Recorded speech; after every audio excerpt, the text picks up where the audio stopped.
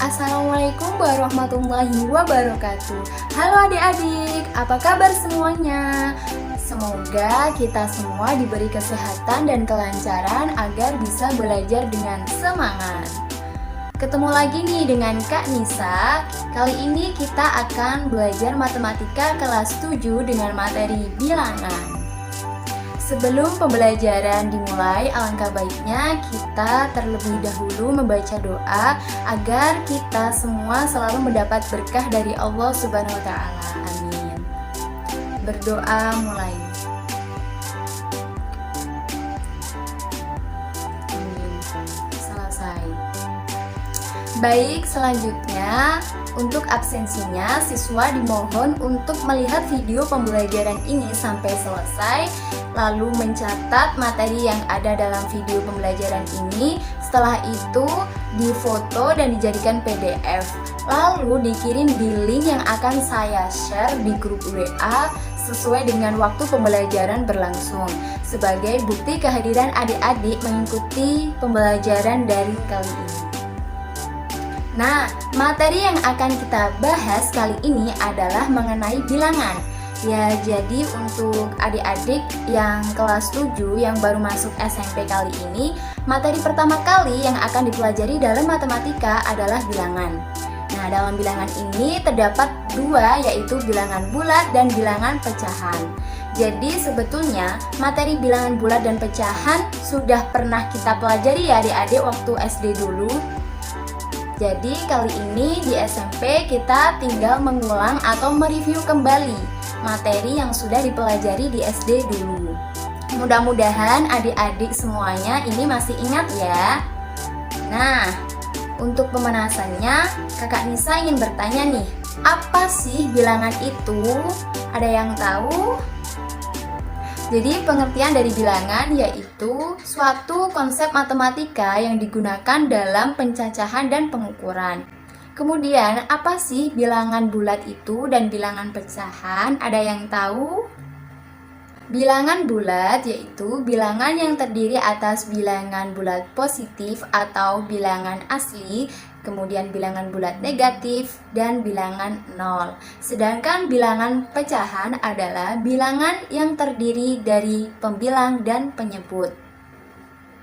Selanjutnya, pada pertemuan kali ini kita akan membahas mengenai bilangan bulat dan bilangan pecahan. Di dalam bilangan bulat terdapat 3 subbab, yaitu yang pertama tentang konsep bilangan, yang kedua operasi bilangan, dan yang ketiga faktorisasi prima, FPB, dan KPK. Berikut penjelasannya. Yang pertama kita akan membahas mengenai konsep bilangan bulat. Bilangan bulat itu tadi sudah saya jelaskan ya adik-adik, bilangan yang terdiri dari bilangan bulat positif, bilangan bulat negatif, dan juga bilangan nol. Nah, apa sih yang dimaksud dengan bilangan positif? Jadi bilangan positif itu yang dimulai dari angka 1, 2, 3, 4, 5 sampai seterusnya. Dan bilangan negatif itu dimulai dari bilangan negatif 1, negatif 2, negatif 3, negatif 4, negatif 5, dan seterusnya. Kemudian bilangan 0 itu termasuk angka 0. Lalu di dalam bilangan bulat terdiri bilangan-bilangan, yaitu yang pertama bilangan cacah, yaitu yang dimulai dari angka 0, 1, 2, 3, 4, 5, dan seterusnya. Kemudian ada bilangan asli, yaitu yang dimulai dari angka 1, 2, 3, 4, 5, dan seterusnya. Kemudian yang ketiga ada bilangan genap, yang dimulai dari angka 2, 4, 6, 8, dan seterusnya. Selanjutnya ada bilangan ganjil, yang dimulai dari angka 1, 3, 5, 7, dan seterusnya. Dan yang terakhir ada bilangan prima, yang dimulai dari angka 2, 3, 5, 7, 11, dan seterusnya. Selanjutnya, adik-adik harus mengerti mana yang bilangan positif, mana yang bilangan negatif. Jadi di sini kakak menampilkan sebuah gambar, yaitu digambarkan pada garis bilangan. Nah, di sebelah kanan itu terdapat bilangan bulat positif, dan di sebelah kiri terdapat bilangan bulat negatif, dan yang di tengah itu bilangan nol atau netral. Jadi kalau ke kanan itu bilangan positif, dia semakin besar. Kalau yang kiri, dia itu bilangan negatif, maka dia akan semakin kecil. Nah, mari kita coba kerjakan bersama-sama yuk soal berikut ini. Ada angka negatif 12 dengan negatif 9. Coba kalian tebak, mana yang lebih besar di antara angka negatif 12 dengan negatif 9? Jadi, yang paling besar adalah negatif 9. Karena apa? Karena negatif 1 dengan negatif 4 misalnya ya, itu pasti paling besar negatif 1. Dan kalau di negatif 12 dengan negatif 9, pasti itu lebih besar negatif 9. Maka semakin besar negatifnya itu, dia angkanya semakin kecil. Kalau negatifnya dia semakin kecil angkanya, maka dia nilainya itu semakin besar begitu. Ayo, soal berikutnya ada angka 25 dengan 17. Ini sudah terlihat mana yang lebih besar, adik-adik? Ya, angka 25. Berarti kita caplok ke kiri. Kemudian di angka negatif 3 dengan 0. Mana yang lebih besar? Ya, angka 0. Karena 0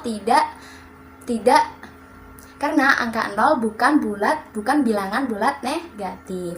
Kemudian kita coret atau caplok ke arah kanan, yaitu 0. Kemudian ada angka 15 dengan 21. Mana yang lebih besar? Ya, betul, angka 21. Kita coret ke kanan. Kemudian ada angka 67 dengan negatif 103. Ayo adik-adik, mana yang lebih besar?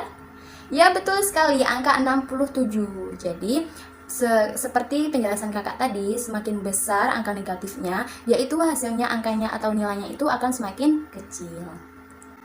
Nah, di sini kakak punya catatan nih. Jadi kalau kita mau mengurutkan dari angka terkecil ke terbesar atau sebaliknya, ini ada catatannya. Kalau dari terkecil sampai ke terbesar itu dimulai dari kiri ke kanan, dan kalau dari yang terbesar sampai terkecil maka kita mulai dari kanan ke kiri. Sudah paham kan adik-adik? Kalau cari yang terkecil sampai terbesar diingat-ingat, mulai dari kiri dulu baru ke kanan, dan sebaliknya, yaitu kalau mencari angka yang terbesar sampai terkecil kita mulai dulu dari angka kanan ke angka kiri. Selanjutnya kita coba mengurutkan bersama-sama yuk bilangan berikut ini.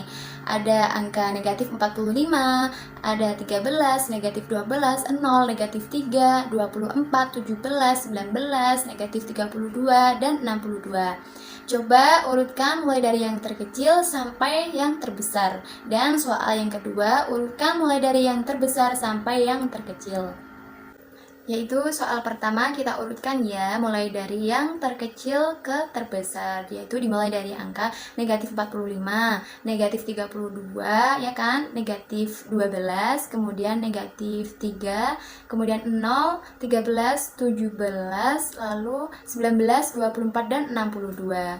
Jadi kalau yang terkecil sampai ke yang terbesar ada angka negatifnya, meskipun dia angkanya besar, maka nilainya dia itu kecil, begitu ya. Kemudian yang kedua nih, kita mengurutkan dari yang terbesar ke yang terkecil. Pasti sudah bisa ya ini adik-adik. Ayo dicoba yuk. Mulai dari angka yang terbesar, berarti yang dari positif. Berarti berapa angkanya? 62, ya betul. 24, 19, 17, 13, 0. Kemudian baru yang negatifnya ini. Negatif 3, negatif 12, negatif 32, lalu negatif 45. Baik, selanjutnya kita ke bab berikutnya, yaitu operasi bilangan. Di operasi bilangan bulat ini yang pertama ada penjumlahan dan pengurangan. Di sini Kakak Nisa memberikan kayak singkatan biar kalian tuh lebih mudah memahami dan mengerjakan soal-soal di operasi bilangan bulat ini. Di sini Kakak Nisa memberikan singkatan yaitu salju beku. Artinya itu apa? Kalau tandanya sama, maka dia dijumlahkan. Kalau tandanya dia berbeda, maka dia dikurangi, begitu. Kita terapkan di contoh soal berikut ini ya. Di sini terdapat soal negatif 12 dikurangi 15. Coba kalian ingat lagi adik-adik, tadi kan kalau tandanya sama maka dijumlahkan. Jadi di sini dia memiliki tanda yang sama, terdapat negatifnya satu sama lain. Berarti artinya dia dijumlah. Kalau lebih mudahnya gini, Kakak Nisa beri tips. Ibaratkan atau semisal ya, kalau ada angka negatif, kalian anggap itu orang yang memiliki hutang. Sedangkan kalau ada angka yang tidak ada negatif, berarti diibaratkan itu orang mau melunasi hutangnya. Berarti di sini ada angka negatif 12 dikurangi 15. Berarti artinya negatif 12 itu berarti hutang ditambah dengan hutang. Karena apa? Tandanya sama, berarti dia dijumlahkan. Berarti hasilnya berapa adik-adik? Ya, betul, negatif 27. Karena hutang ditambah hutang, maka hutangnya makin besar atau berjumlah gitu. Selanjutnya ada angka 12 ditambah 9. Pasti ini adik-adik sudah bisa ya kan? Berapa jawabannya? 21. Terusan ada angka negatif 27 ditambah negatif 11. Nah, ini sama dengan kayak yang nomor 1 tadi yang atas sendiri. Itu tuh sama, cuma yang membedakan di sini dia itu lebih rinci, maksudnya tandanya itu dijumlahkan. Kalau tadi kan kita mengira-ngira sendiri ya. Di sini berarti negatif 27 ditambah negatif 11. Berarti hutang ditambah hutang, berarti jadinya negatif 38. Nah, selanjutnya di sini ada angka 20 dikurangi dengan negatif 6. Di sini tandanya berhimpit ya. Tandanya berhimpit artinya itu ada negatif 2 yang berhimpit atau bersebelahan. Berarti kalau negatif berhimpit dengan negatif atau bersebelahan gitu, berarti tandanya itu dijumlahkan. Tandanya itu menjadi positif lebih tepatnya ya. Tandanya menjadi lebih positif. Jadi negatif berhimpit dengan negatif, tandanya jadi positif. Itu sudah rumus paten. Berarti kalau ketemu dengan tanda seperti itu, seperti di soal yang keempat, berarti tandanya berubah menjadi positif. Artinya 20 ditambah dengan 6, hasilnya 26. Selanjutnya yuk yang terakhir. Ini ada angka negatif 34 dikurangi negatif 12. Ini seperti soal yang di atas tadi. Kalau ketemu angka negatifnya berhimpit dengan satu sama lain, berarti dia jadi positif. Berarti dia dijumlahkan ya kan? Berarti negatif 34 ditambah 12. Artinya orang mempunyai hutang 34 terusan dilunasi 12. Berarti sisanya tinggal berapa adik-adik? Ya, sisanya tinggal negatif 22. Operasi bilangan selanjutnya yaitu perkalian dan pembagian. Di sini sudah Kak Anissa rangkum seringkasnya biar kalian lebih mudah untuk memahaminya. Kalau tandanya sama, artinya dia itu positif. Kalau tandanya beda, artinya dia negatif. Maksudnya gimana sih Kak ini? Kok tandanya sama itu positif, kalau tandanya beda itu negatif? Jadi gini adik-adik, jangan bingung dulu, Kakak Nisa jelasin ya. Di sini perkalian sama pembagian itu sama. Maksudnya sama gimana? Sama rumusnya. Meskipun dia dikali mau dibagi, kalau tandanya sama, dia tetap positif. Semisal nih, di bawah ini ada tanda positif dikali atau dibagi dengan negatif. Maka dia tandanya negatif. Itu menggunakan yang kalau beda, tandanya beda berarti dia negatif ya kan? Benar kan? Ini yang di bawah, ini yang pertama, ini rumus yang pertama. Terus yang kedua, kalau tandanya negatif mau dikali ataupun dibagi dengan positif, tandanya dia tetap negatif. Karena apa? Kalau tandanya beda itu negatif. Jadi meskipun negatifnya yang di depan, positifnya yang di belakang, tapi ada tanda negatifnya tuh di depan, berarti dia tetap hasilnya negatif.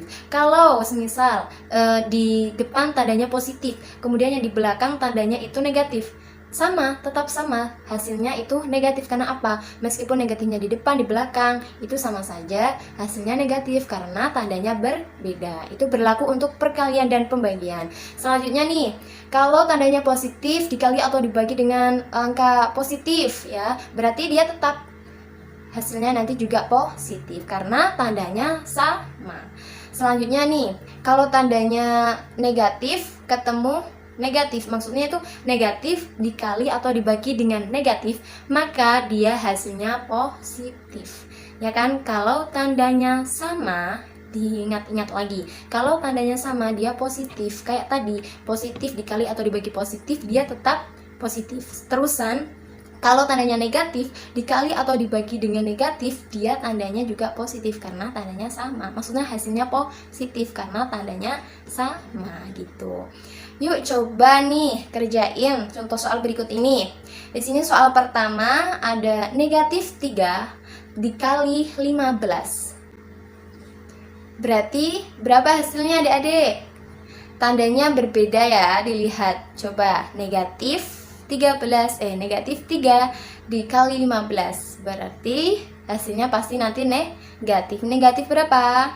Ya betul, negatif 45. Yuk selanjutnya, negatif 12 dikali negatif 4. Ini artinya perkaliannya tandanya sama atau beda? Ya tepat sekali, ini perkalian yang memiliki tanda sama, berarti nanti hasilnya positif. Positif berapa?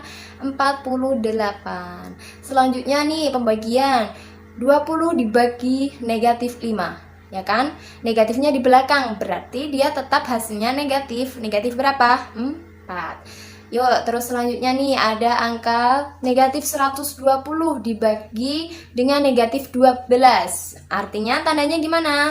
Tandanya sama, maka nanti hasilnya positif. Positif berapa? 10 ya, betul sekali. Ini pasti mudah nih, soal berikutnya ini yang terakhir. 75 ditambah 15, artinya tandanya sama, positif dibagi positif, hasilnya nanti juga positif. Berapa? Positif 5. Mari kita ke materi selanjutnya, yaitu mengenai faktorisasi prima. Apa sih yang dimaksud dengan faktorisasi prima? Ada yang tahu tidak adik-adik?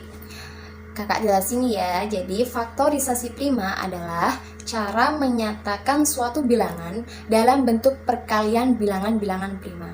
Di sini saja sudah dinamakan faktorisasi prima. Berarti dia berhubungan atau berkaitan dengan bilangan prima.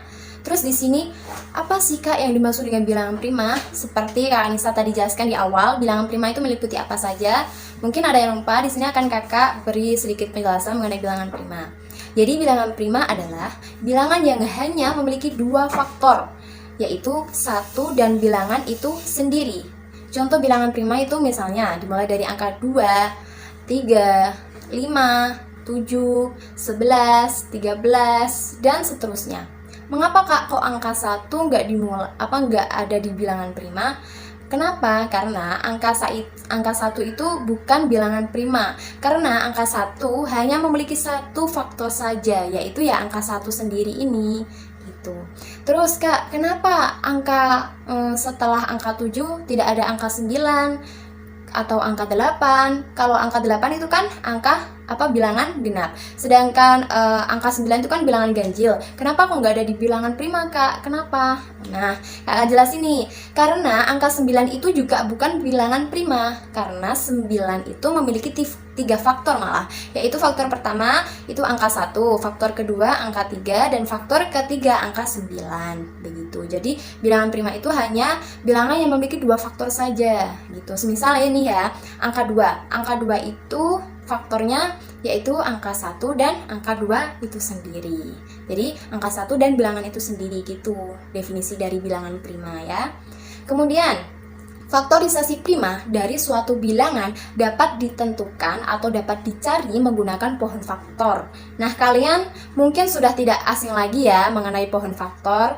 Kan ini juga sudah pernah diulang, maksudnya sudah pernah dipelajari di SD gitu. Ini bakalan kakak kasih tahu nih gimana sih cara mengerjakan faktorisasi prima. Kita ulang kembali ya, kita coba mereview lagi. Materi selanjutnya yaitu tentang KPK dan FPB. Mungkin adik-adik sudah tidak asing lagi ya mengenai KPK dan FPB, karena ini sudah sangat sudah pernah pelajari, dan mungkin bagi kalian yang masih ingat ini sangat mudah ya. Jadi KPK itu kelipatan persekutuan terkecil, yang artinya anggota terkecil pada kelipatan persekutuan yang dapat dibagi habis. Sedangkan FPB adalah faktor persekutuan terbesar, artinya anggota terbesar pada faktor persekutuan yang dapat membagi habis.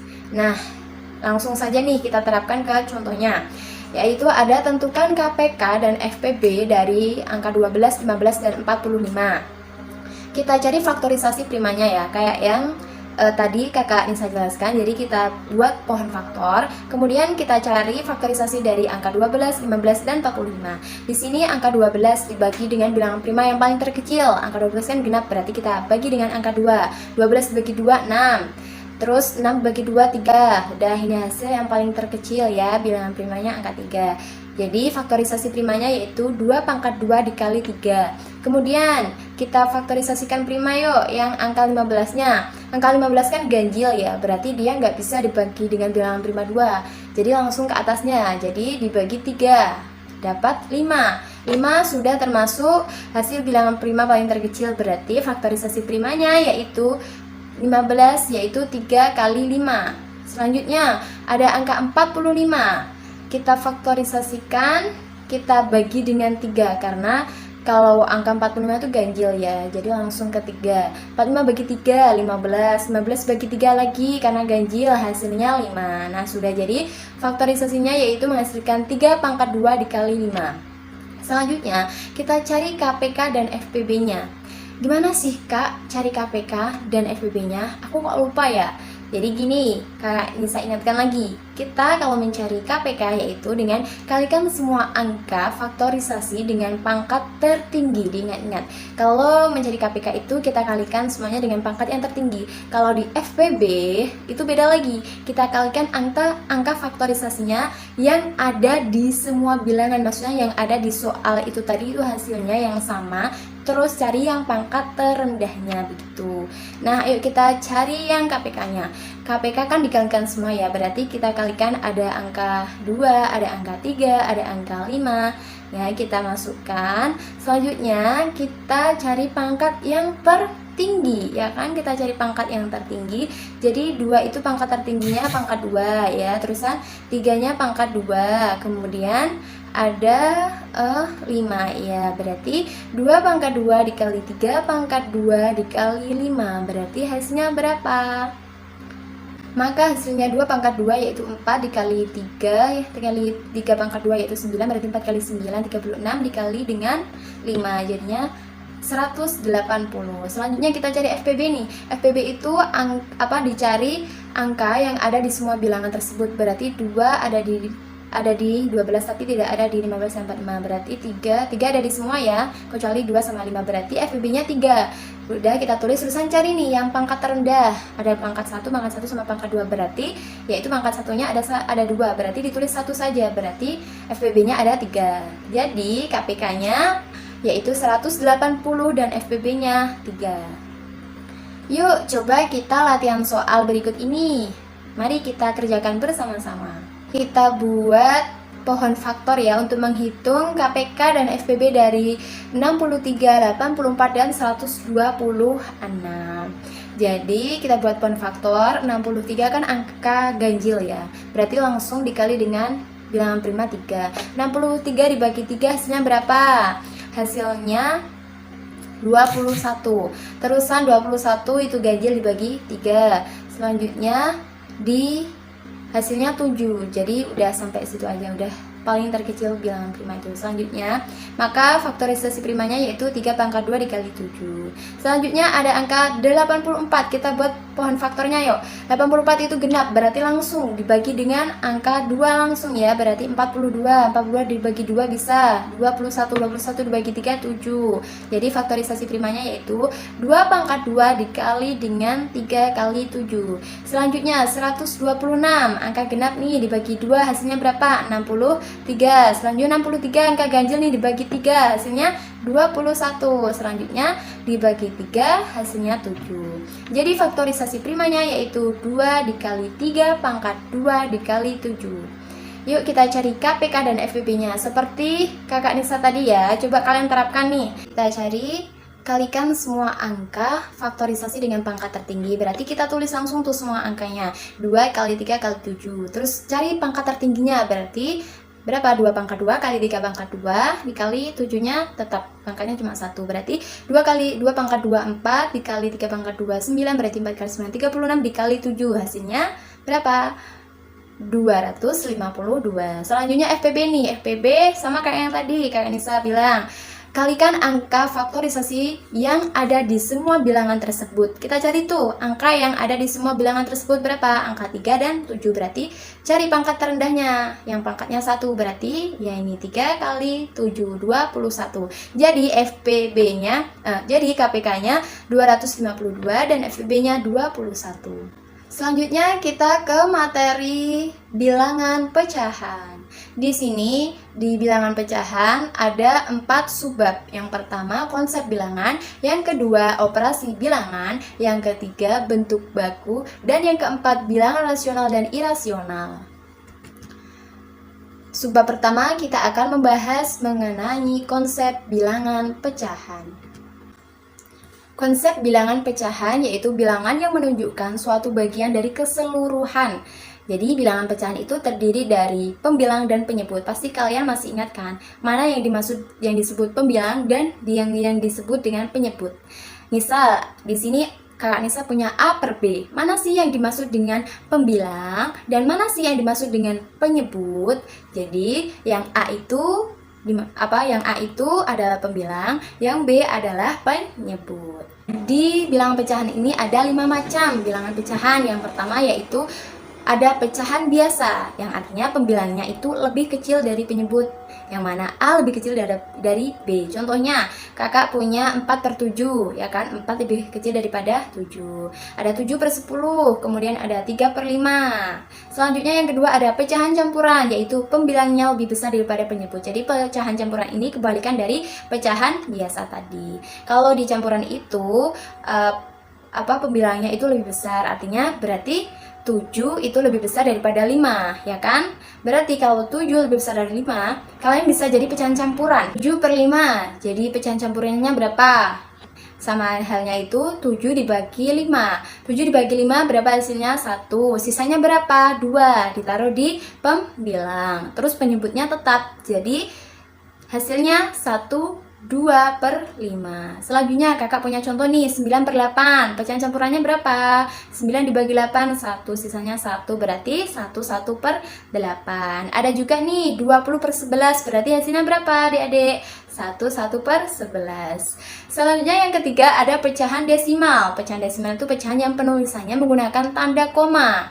Ya, contohnya ada 0,5, 1,4, 8,2. Nah, itu yang dimaksud pecahan desimal. Selanjutnya yang keempat ada pecahan persen. Pecahan yang menggunakan lambang persen, yang berarti itu per 100. Contohnya A persen, berarti dia A per 100. Kak Nisa juga punya 80%, berarti 80 per 100. Yang kelima, yang terakhir yaitu pecahan per mil. Apa sih per mil tuh Kak? Per mil itu pecahan yang menggunakan lambang seperti ini, tapi itu yang berarti per 1000. Contohnya, seperti A per 1000 itu. Nah, jadi A per 1000. Selanjutnya ada 20. Seperti lambangnya itu berarti 20 per 1000. Sama dengan berapa? Kalau 20 per 1000 bisa disederhanakan. Jadi 2 per 100 jadinya 2%.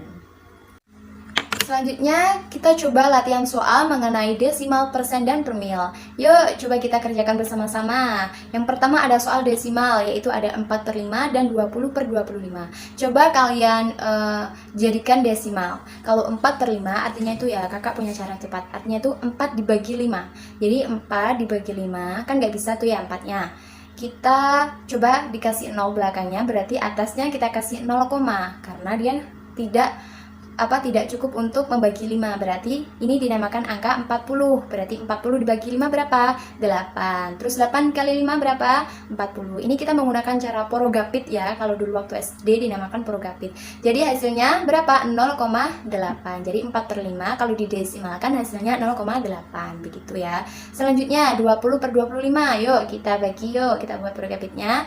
20 bagi 25 tidak bisa, maka kita tambahkan 0. Kalau belakang tambahkan 0, jangan lupa atasnya dikasih 0, berarti 200 bagi 25 berapa? 8. 8 kali 25 berapa? 200. Jadi kita kurangi hasilnya 0, berarti hasilnya berapa? 0,8. Wah, ini sama ya, 0,8 ya. Terus selanjutnya kita ke soal persen. Ada 3 per 5 sama 9 per 10. Namanya saja persen, berarti dikali 100%, berarti 3 per 5 dikali 100%. Kalau begini boleh kita sederhanakan dengan kayak kali silang gitu. Cuma ini 100 dibagi 5, artinya kita coret ya, sama-sama dibagi ya. Kalau 100 bisa dibagi 5, dibagikan ya. 100 bagi 5 berapa? 20. Kemudian kalau sudah 3 dikali 20 berapa? Jadi 60. Hasilnya 60%. Selanjutnya ada 9 per 10 dikali 100%. Berapa? 100 bagi 10. 10 kali 9 kali 10 berapa? 90%. Yang selanjutnya ada per mil. Ada soal 3 per 125 dan 9 per 25. Dari soalnya saja sudah per mil, berarti kan dikalikan 1000. Jadi 3 per 125 dikali 1000. Jadi 1000 dibagi, disederhanakan nih, kita coret. 1000 dibagi 125 berapa teman-teman? 1000 dibagi 125 berapa adik-adik? 8 ya, 8. Setelah itu kita kalikan 3 kali 8 berapa? 24 per mil jadi hasilnya. Kemudian ada 9 per 25 dikali 1000. Jadi berapa? 1000 dibagi dengan 25, kita coret. 1000 bagi 25 yaitu 40. Selanjutnya 9 dikali 40 hasilnya 360 per mil. Hampir mirip-mirip ya dengan persen, kalau ini per mil, kalau yang tadi persen. Bab selanjutnya yaitu operasi hitung pecahan. Di sini ada dua ya, seperti kayak di bilangan bulat tadi, ada penjumlahan dan pengurangan, dan ada perkalian dan pembagian. Yang pertama, kakak akan bahas tentang penjumlahan dan pengurangan. Kalau di operasi hitung pecahan ini, kalau penjumlahan dan pengurangan, kalau penyebutnya yang bawah ini kan penyebut, kalau tidak sama maka harus disamakan terlebih dahulu. Seperti contoh soal ini, yuk kita coba. Jadi di operasi hitung ini, kalau penjumlahan dan pengurangan itu, langkah pertama yaitu menyamakan penyebut. Kalau penyebutnya sudah sama, baru deh dijumlahkan. Kalau di contoh soal ini, penyebutnya sudah sama ya, sama-sama 9 semua, jadi tinggal dijumlahkan. Kita jumlahkan ya. Kita tulis penyebutnya 9. 5 ditambah 2 yaitu 7. 7 dikurangi 3 berapa? 4. Jadi jawabannya 4 per 9. Selanjutnya yang bawah nih ada 4 per 5 dikurangi 2 per 3 ditambah 1 per 3. Kita samakan penyebut. Langkah pertama kan menyamakan penyebut. Kemudian bagaimana sih cara menyamakan penyebut? Kok aku lupa kak? Nah, kakak ingatkan lagi nih. Kalau cara kakak itu dengan mengalikan atau tidak dengan angka berapa yang bisa membagi angka penyebutnya itu. Penyebutnya kan ada 5 sama 3. Berarti angka berapa yang bisa membagi 5 dan 3. Berarti berapa? 15. Karena apa? Kita bisa saja 15 bagi 5 kan 3. 3 dibagi 15 bagi 3 kan 5. Atau enggak, kalian kalikan saja. 5 dikali 3 15 sudah. Tulis di penyebutnya 15 ya. Kasih 15 dengan membagi 5 berapa? 3. Terus 3 ke atasnya dengan keempatnya itu kita kalikan. Berarti 3 kali 4 berapa? 12. Selanjutnya 15 dibagi 3 berapa? 5. 5 dikali 2, kalau ke atas dikali berarti 5 kali 2 berapa? 10. Kita tulis 10 nih. Berarti 12 dikurangi 10. Selanjutnya yuk. Ini 15 bagi 3 berapa? 5. 5 dikali 1 5. Berarti 12 dikurangi 10 tadi berapa? 2. Terusan 2 ditambah 5 jadi 7. Jadi jawabannya 7 per 15. Ya, yuk selanjutnya ada perkalian dan pembagian. Jadi kalau perkalian dan pembagian itu beda dengan penjumlahan dan pengurangan. Kalau penjumlahan dan pengurangan, kalau penyebutnya belum sama, harus disamakan. Kalau perkalian dan pembagian, dia itu tidak melihat penyebutnya, itu mau sama atau enggak, itu tuh enggak apa-apa. Jadi langsung dikalikan saja. Misalnya A per B dikali C per D, berarti A kali C, B kali D, langsung gitu ya. Jadi di sini ada contoh soalnya 4 per 5 kali 2 per 3. Berarti 4 kali 2 berapa? 8. 5 kali 3 berapa? 15. Jadi jawabannya 8 per 15. Selanjutnya nih ada soal pembagian 10 per 7 dibagi 4 per 5. Artinya kalau pembagian itu kan tidak bisa dihitung kalau pecahan berupa bilangan pecahan seperti ini. Jadi kalian harus menggantinya ke perkalian dengan satu syarat, mengubah yang jadi pembilang itu menjadi penyebut, penyebut jadi pembilang. Jadi dibalik gitu. Kalau sudah dibalik, tandanya diganti perkalian. Seperti ini ya, 10 per 7 dikali 5 per 4 ya. Karena sudah dibalik, tandanya jadi dikali. Jadi 10 dikali 5, 50. 7 kali 4, 28. Jadi jawabannya 50 per 28. Kalau masih bisa disederhanakan, ini bisa ya. Yuk kita ke subbab selanjutnya, yaitu bentuk baku. Bentuk baku itu notasi ilmiah untuk menuliskan bilangan yang sangat besar atau sangat kecil. Jadi seperti ini ya bentuk bakunya, A dikali 10 pangkat N, yang mana A yaitu bilangan pokok. Nah bilangan pokoknya itu antara 1 sampai 10, lainnya itu tidak. Kemudian B-nya itu banyaknya 0 di belakang atau di depan koma. Oh ini lebih tepatnya N ya. N itu banyaknya 0 di belakang atau di depan koma.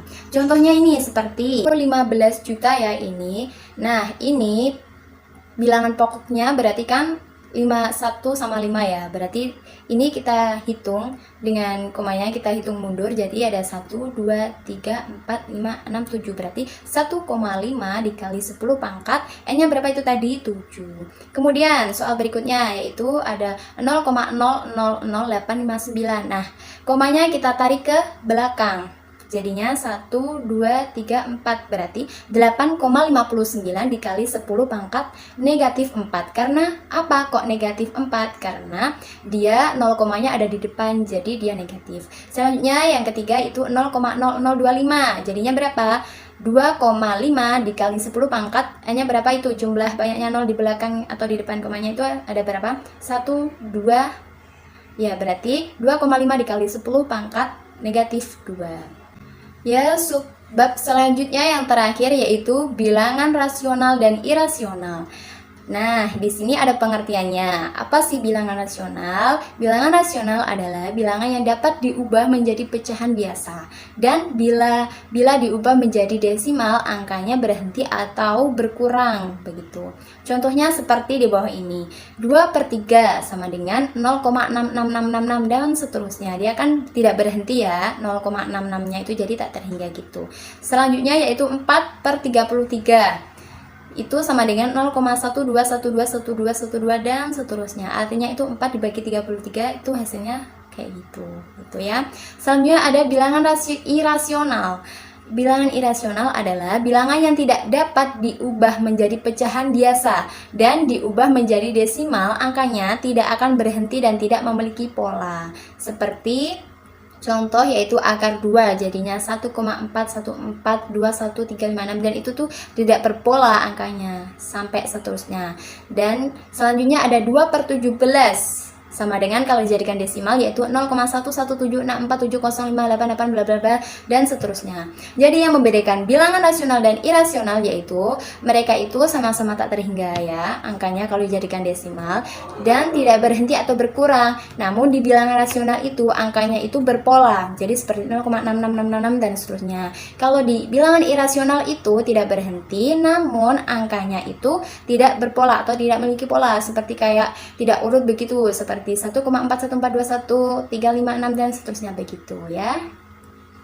Baik, itu tadi adalah materi pembelajaran hari ini. Dan jangan lupa lagi kakak Nisa ingatkan untuk adik-adik semuanya, jangan lupa mencatat materi hari ini di buku tulis, kemudian difoto dan dijadikan PDF, lalu dikirim ke link yang akan kakak share di grup WA nanti. Mungkin ada adik-adik, ada yang belum paham atau masih bingung, kalian bisa tanya langsung ke kakak melalui grup WhatsApp. Jadi kalian bisa tanya sepuasnya ya. Untuk di masa pandemi ini kita hanya bisa melalui grup WhatsApp sementara ya. Untuk mengakhiri pembelajaran kali ini, alangkah baiknya kita mengucap hamdalah bersama-sama dan sampai ketemu lagi di pertemuan pembelajaran berikutnya. Sekian dan terima kasih. Apabila ada salah kata atau tutur kata kakak Alhamdulillahirrahmanirrahim mengenakan, kakak mohon maaf sebesar-besarnya. Wassalamualaikum warahmatullahi wabarakatuh.